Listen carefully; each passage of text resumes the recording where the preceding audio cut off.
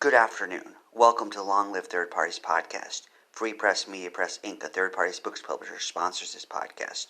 I'm Andrew Bouchard. Greetings, Phil. Hi. Thanks for offering. We're glad to have you. Welcome to Long Live Third Parties Podcast. Today we have Phil Collins of the Prohibition Party. Welcome, Phil. Thanks. I would like to get. I'm sorry? Thanks for inviting me. I'm glad to be here. Great. We love to have you. I would like to get started by asking you to describe your background, what your life has been all about, and how you got involved in the Prohibition Party. Okay.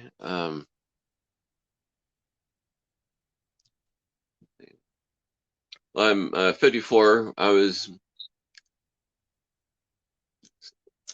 I started reading about politics a lot when I was 9. I was 1976. I watched Republican and Democrat conventions, and I didn't know many other 9-year-olds who did that.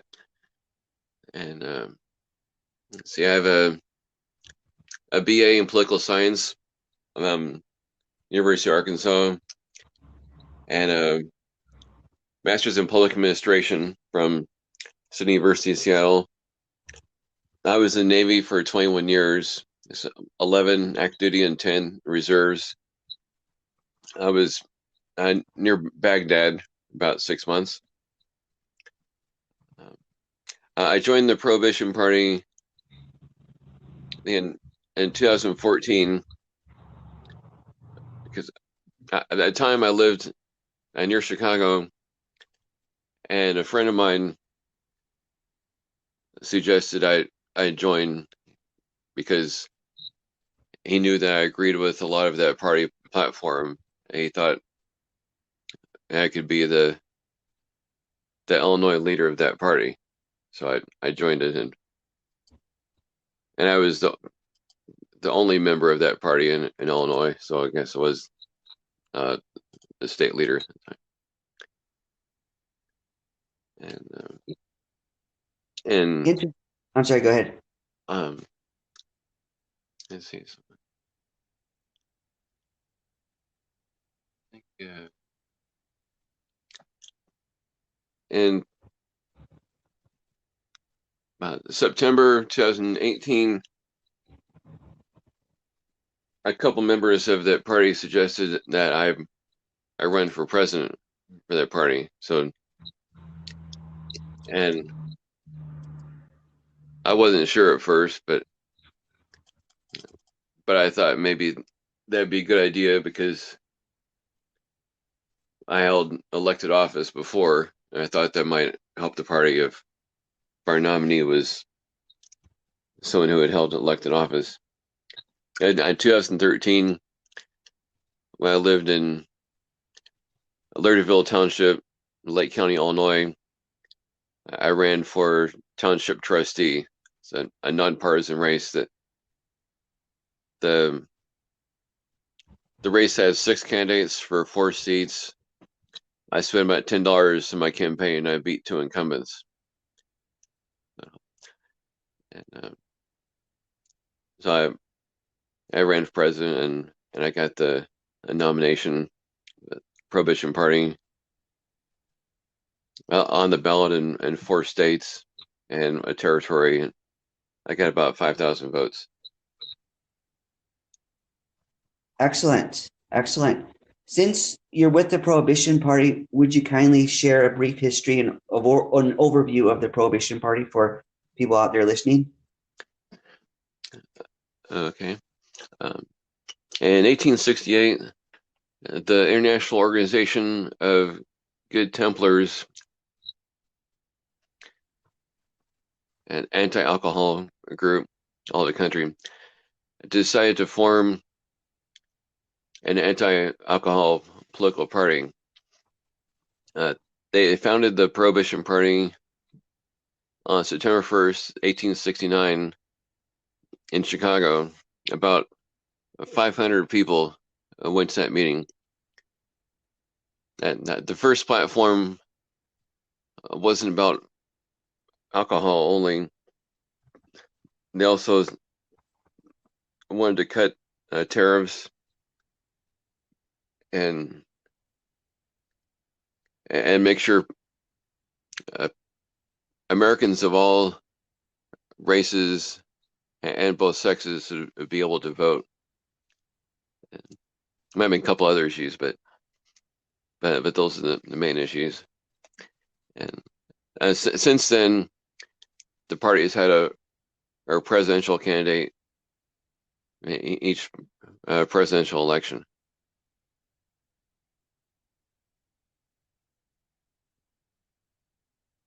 Excellent.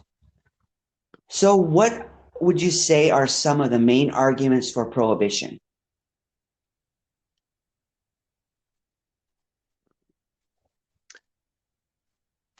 One of his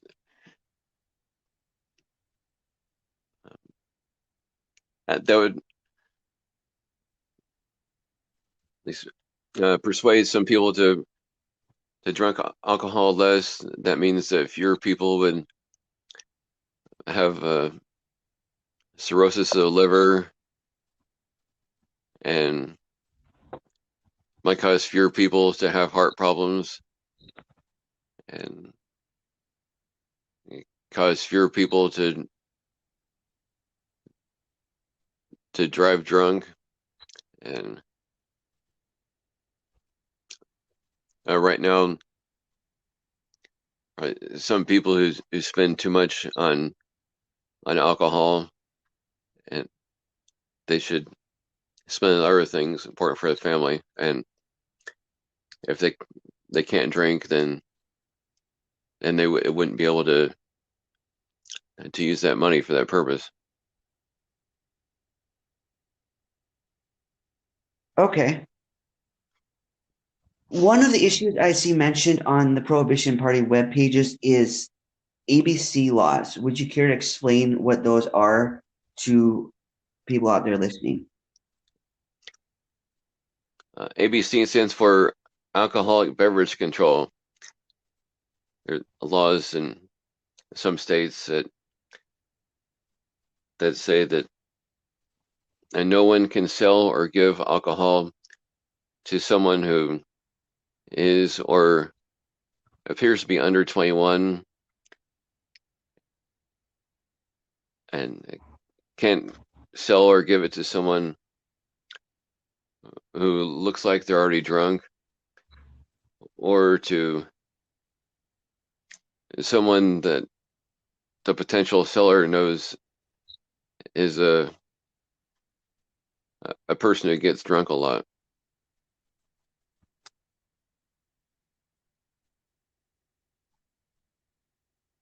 Okay. Also, what how do you view drunk driving? What do you think causes it and what do you think we can do about it?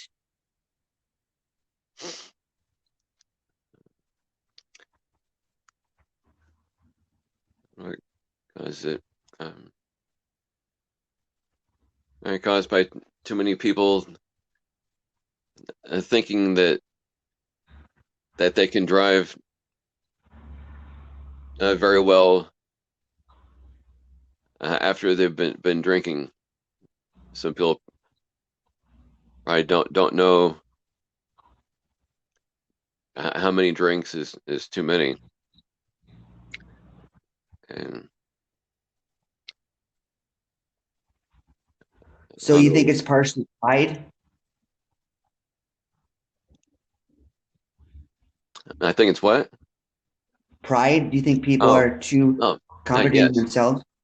Yeah, I didn't think of that, but I think you're right. Maybe probably. Not sure what people can do about it. Maybe some states who don't already have harsh punishment for drunk driving going to increase their fines for it because that might cause people to learn about the fines and and and stop doing that. I cause people to drink less or get designated driver. They drink, and maybe some groups like the Prohibition Party should try to put signs in bars telling how many drinks someone of a certain weight could drink to get to a blood alcohol level that's too high.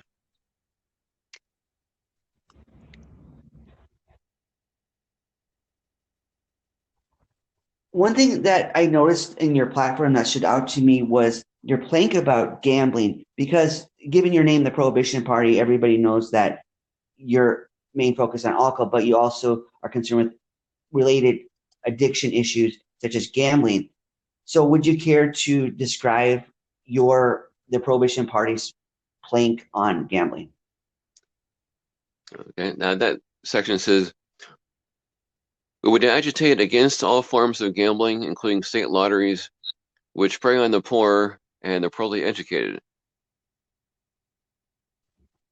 I think that just like what I said in the beginning about alcohol, there are probably some people who can't afford to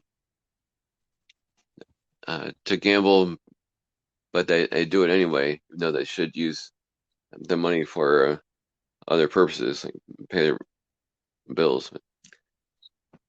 Fewer states had lottery than other gambling, then those people wouldn't be able to do that. So you see the state as a culprit in instigating and exacerbating gambling. Yes, states like that. Partly, I know people have the freedom of choice for it, but the state governments contribute to it. So there's no reason the states have to do it right. Right. Well, it helps a lot of states because they say a lot of money from lottery is used for education, but some states could probably find other ways to fund the schools. Sure.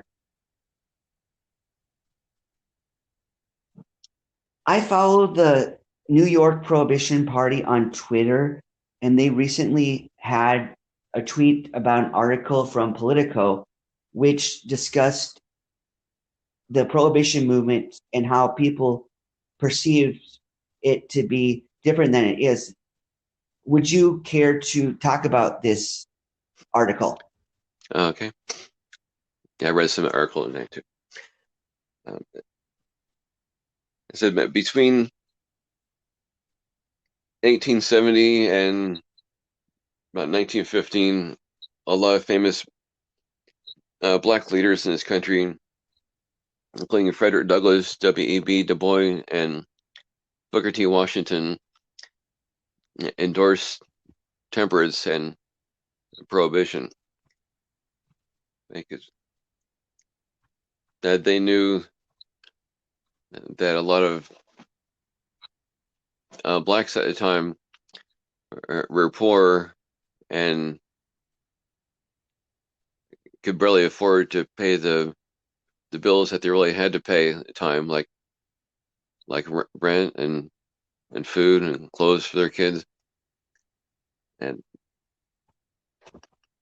so that they wanted people to drink a lot less alcohol so they could save their money for more important things. The article said not many people knew about that because the founders of the Prohibition Party and a majority of the candidates in that party have been white, so not many people talk about the black leaders of the party. Interesting.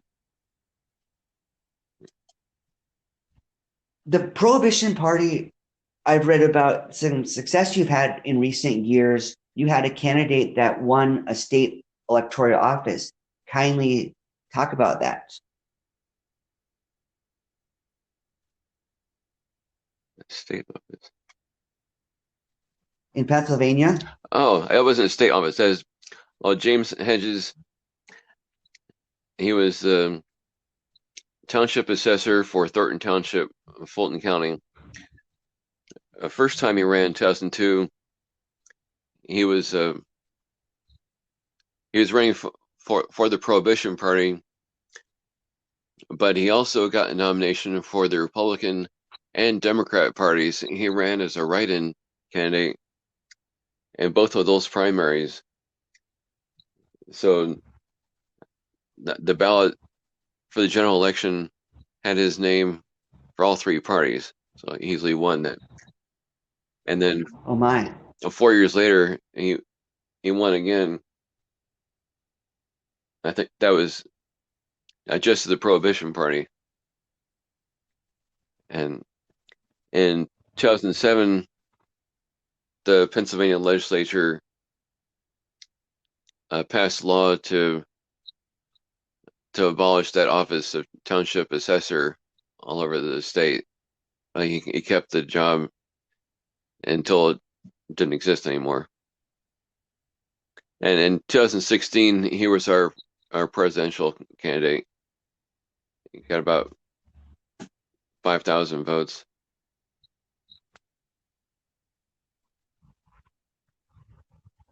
Congrats. We love to see that. Yeah. One of the issues third parties often talk about facing is ballot access issues. And you discussed in your campaigns that you got on the state in you got on the ballot in 4 states. So would you kindly discuss what it entails to get on the ballot and the obstacles you face as a third party? Okay. And a majority of states, there are big obstacles because Republicans and Democrats write the ballot access laws, and they try to make sure no one else can run against them. Like I used to live in Illinois, and their uh, Republican or Democrat statewide candidate needs to get at least 5,000 petition signatures in 90 days. Any other statewide candidate, like independent, a third party candidate, needs to get at least 25,000 signatures in 90 days. And fortunately, some states have easier rules. Last year, I was on the ballot in Vermont, Colorado, Arkansas, and Mississippi. In Vermont, I just had to fill out a form and get notarized, and it had to have the names and signatures of 3 people who promised to be my electors, electoral college, if I won the state. In Colorado, I had to pay a fee to get on the ballot. It was $200. In Arkansas and Mississippi, I had to get petition signatures. I think it was 1,000 in each state within 90 days. And in Guam, I just had to show proof that I was on the ballot in at least one state. Even though Guam is a territory with no electoral votes, I still wanted to be on their straw poll just to increase my number of votes all over the country.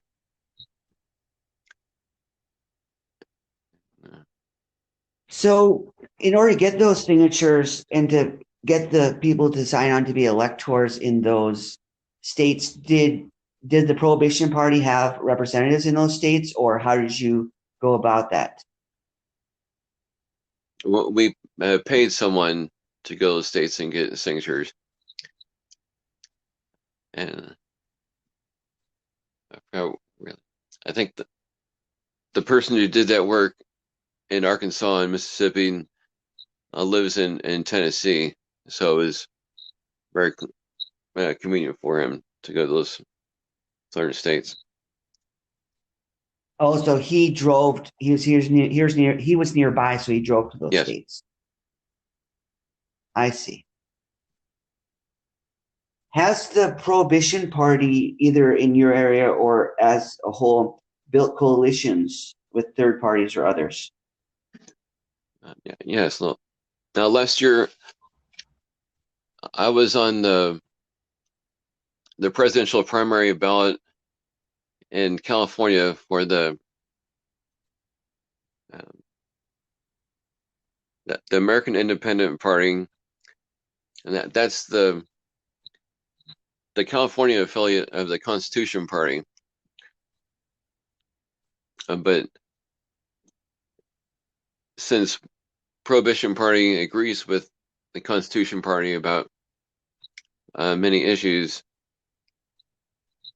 that they said that it was okay if I was in the primary in their party, and so I won the primary.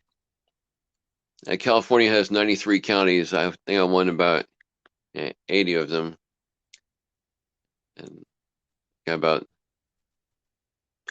not 30% of the vote. There are five candidates,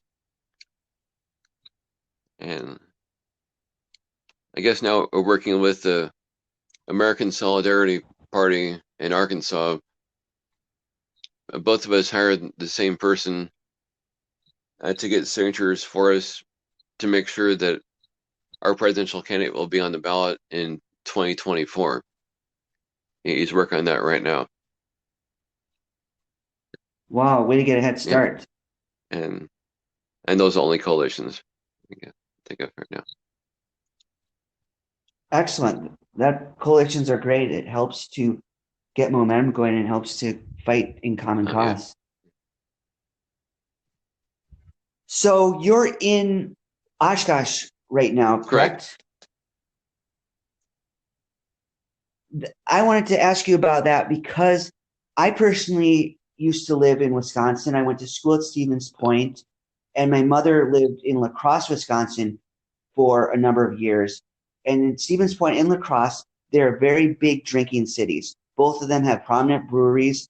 And because of the size, a lot of people think that that's the only thing they can do is drink. So is Oshkosh drinking culture like that? Mm, yes, I think so. I haven't read many statistics about that area, but I read Wisconsin is the highest a state with the highest percentage of binge drinkers, and as I work at Walmart, I see a lot of people with uh, University of Wisconsin Oshkosh T-shirts or sweatshirts, buying a lot of beer, and there seem to be a few uh, bars in the area closer. I'm not sure why I drink so. Maybe it's because Wisconsin has a lot of breweries, so people think it's fun to try beer from every kind of alcohol that's made in the area.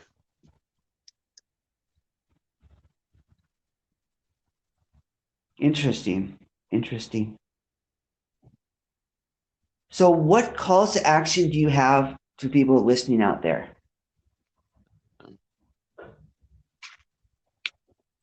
I hope people will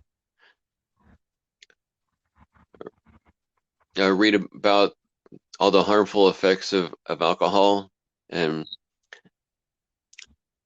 make sure that they don't drink too much because they'll be healthier and live longer if they don't drink alcohol much. And they'll encourage others to learn about it so they'll be healthier and not drive drunk. And also, people will read the Prohibition Party platform on our website to see that it lists about 10 issues. Some people might think that we just care about alcohol, but it mentions a lot of other things. So I hope people will learn about a whole platform and see whether they agree with most of it. Excellent. Do you have any do you have any books you'd recommend for learning about alcohol and its effects? No, I can't think of any certain books about it. I'm sure there are a lot of them. I can't pick the best one. Okay, fair enough. We'll just remind the audience out there to research that to get other opinions. And lastly, is there anything else you want to share with the audience out there? Um, if I use Facebook, please like our party Facebook page and join our group. You can learn more about the party. And that's all I can think of. Okay, sounds great. Now, what is the address for Facebook that they what's the username? Uh, uh, well, the group is called Prohibition Party Official Facebook Group, Okay. and the page is on Prohibition Party. Okay. All right. I will see what I can do about including all this in the show notes for the people out there that they can visit this Oh, information. great. We thank you I'm sorry, we thank you very much for coming on the podcast today and sharing the history and the current activities in your life about everything to do with the Prohibition Party. We appreciate Thank that. you for asking. Have yourself a You too. wonderful Thanks. day, Phil.